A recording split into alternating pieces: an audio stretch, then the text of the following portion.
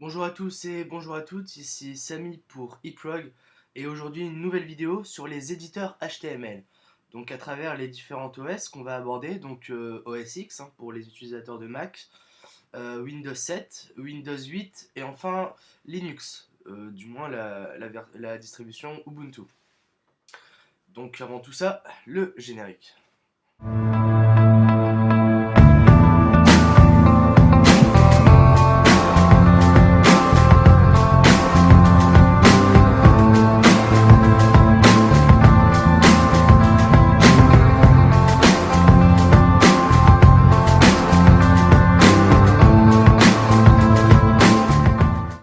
On commence par les utilisateurs de Mac, comme moi. Donc avec deux logiciels, deux logiciels que je vais vous proposer. Donc une version gratuite et une autre payante.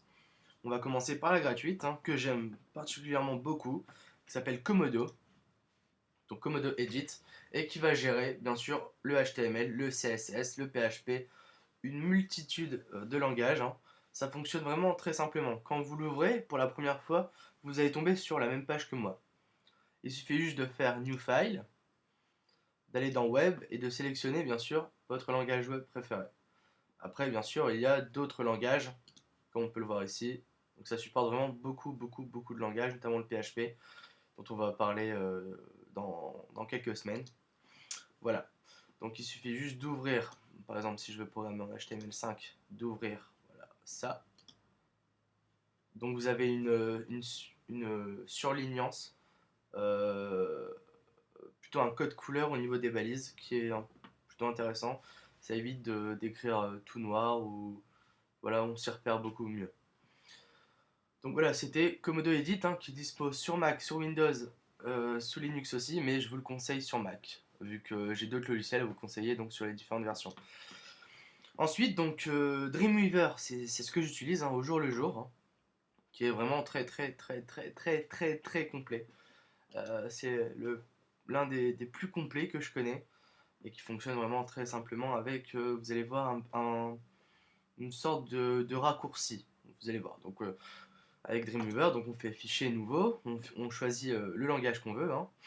Donc nous, voilà. Donc c'est bien, ça vous programme des mini templates. C'est vraiment bien. Bon, vous pouvez commencer bien sûr de base, sans rien du tout. Mais voilà, ça crée des petits templates.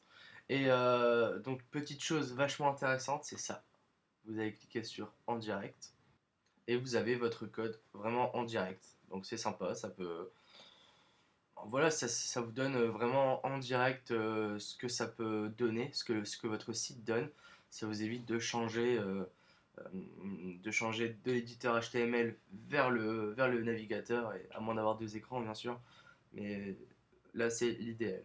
Et bien sûr, donc en direct, à chaque fois que vous changez un peu de code, ça va bien sûr se mettre à jour. J'enlève ça, je repasse au code, juste pour vous montrer voilà, ce que j'appelle raccourci. Donc ça c'est du CSS. Voilà. Donc, par exemple, je fais n'importe quoi, mais par exemple, je vais mettre voilà, je veux par exemple mettre un paragraphe.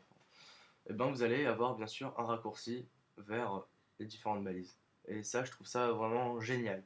En cas de trou de mémoire, puis ça va vraiment, comment dire, automatiser votre code et vous allez coder beaucoup plus vite. Croyez-le-moi, c'est vraiment le top du top.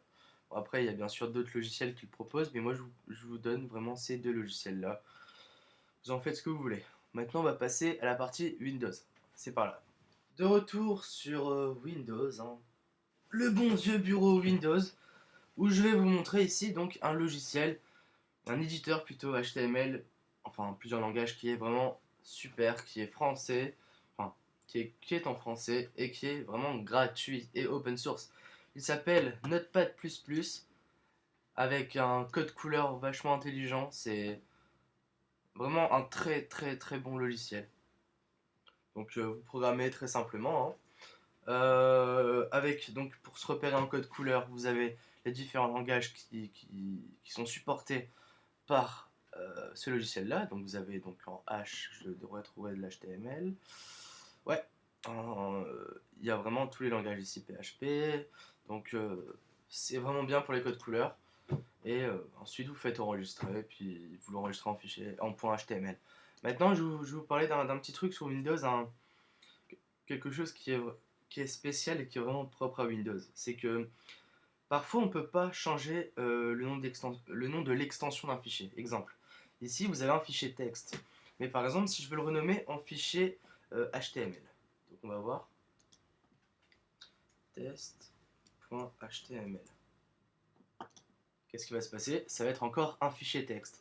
Et ça le fait sur beaucoup d'utilisateurs. Et ils sont vraiment perturbés par ça. Et je vais vous montrer vraiment la petite astuce.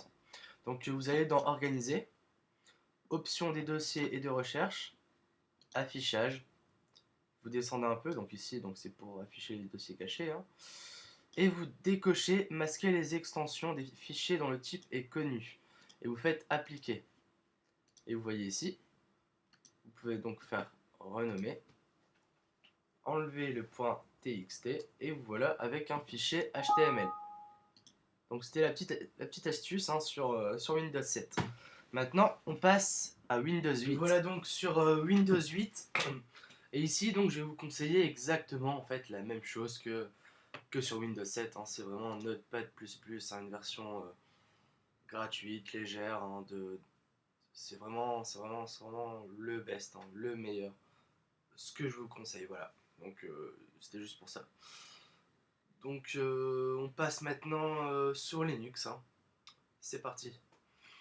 Linux, hein, avec la distribution Ubuntu. De toute façon, le logiciel que je vais vous proposer est disponible aussi sur KDE, donc Kubuntu, Xubuntu, enfin toutes les distributions Linux, Debian, enfin etc. Donc moi je vais vous parler de Bluefish. Bluefish c'est un éditeur donc HTML, PHP, enfin qui supporte pas mal de langages et qui est donc disponible sur Linux en open source hein, ou en freeware, je ne sais plus. Donc assez complet avec voilà, pas mal de choses. On peut naviguer entre HTML5, CSS. Ça nous évite aussi ça nous évite d'avoir deux fenêtres à côté, donc à réduire l'espace de programmation. Donc voilà, donc c'était tout pour moi. Hein. Partagez la vidéo, n'hésitez pas à partager la vidéo, à partager le mouvement. Rejoignez-nous sur Facebook, sur Twitter. Abonnez-vous à la page YouTube. N'hésitez pas à en parler autour de vous. Donc je vous remercie et on se voit pour une prochaine vidéo.